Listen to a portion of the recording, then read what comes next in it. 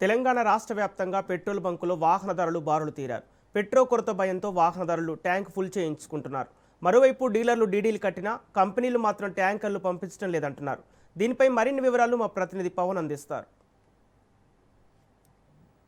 Petrol బంకుల్లో petrol diesel కొరతతో వాహనదారులు కూడా తీవ్ర ఇబ్బందులు పడుతున్నారు. ప్రజెంట్ మనము ఒక పెట్రోల్ బంక్ వద్ద చూస్తే మాత్రం వాహనదారులు కిలోమీటర్ల కొద్దీ కూడా బారులు తీసిన పరిస్థితి చూస్తున్నాము. ఎందుకంటే పెట్రోల్ బంకుల్లో నో స్టాక్ బోర్డు ఉండటంతో చాలామంది వాహనదారులు ఈ యొక్క క్యూ లైన్లో ఉండి మరి ఈ యొక్క ట్యాంక్ ఫుల్ కూడా చేసుకుంటున్న పరిస్థితి కూడా మనం చూస్తున్నాము.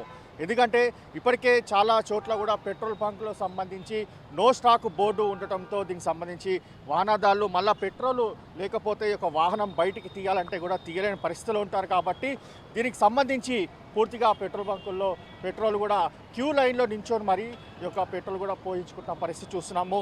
అంతేకాకుండా ప్రధానంగా చూస్తే మాత్రము ఇక్కడ పెట్రోల్ డీలర్లు దీనికి సంబంధించి తాము డీడీలు కట్టిన కంపెనీలకు సంబంధించి వారు మాత్రము పెట్రోలు సరఫరా చేయడంలో పూర్తిగా దీనికి సంబంధించి వీరు ఆలస్యం చేస్తున్నారని చెప్పి కూడా డీలర్లు కూడా చెప్తున్న పరిస్థితి కనిపిస్తుంది. ఎందుకంటే పెట్రోల్ రేట్లు పెరుగుతాయనే ఒక ఉద్దేశంతోనే కంపెనీలకు సంబంధించిన వారు సకాలంలో ఈ యొక్క పెట్రోల్ సంబంధించిన ట్యాంకర్లను మాత్రం లేదని చెప్పి కూడా ప్రధానంగా ఇటు పెట్రోల్ బంకు డీలర్లు కూడా చెప్తున్న పరిస్థితి కనిపిస్తుంది. దీంతో పూర్తిగా వాహనాలు మాత్రము కిలోమీటర్ల కొద్దీ కూడా దీనికి సంబంధించి బారులు తీసిన పరిస్థితి కూడా చూస్తున్నాము. క్యూ లైన్లో ఉండి మరి దాదాపు 2 నుంచి 3 గంటల పాటు ఈ యొక్క క్యూ లైన్లో ఉండి మరి ఈ యొక్క పెట్రోల్ పోయించుకుంటున్న పరిస్థితి కూడా మనం గమనిస్తున్నాము.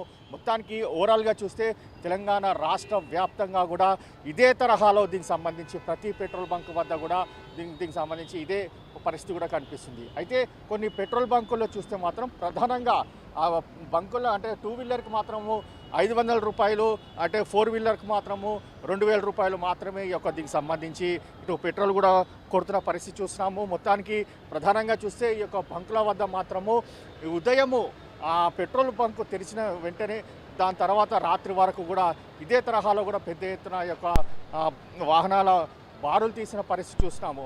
మరోవైపు చూస్తే మాత్రము ప్రధానంగా దీనికి సంబంధించి డీలర్లు మాత్రము ఒకటే చెప్తున్నారు, తాము డబ్బులు కట్టినా కూడా డీడీలు కట్టినా కూడా కంపెనీలకు సంబంధించిన వారు పూర్తిగా ఆలస్యంగా ఈ యొక్క దీనికి సంబంధించి ట్యాంకర్లు పంపించడం నేపథ్యంలోనే పూర్తిగా కొరత ఉందనేది మాత్రం ప్రధానంగా దీనికి సంబంధించి ఇటు ఆ బంకుకు సంబంధించిన డీలర్లు కూడా చెప్తున్న పరిస్థితి కనిపిస్తుంది.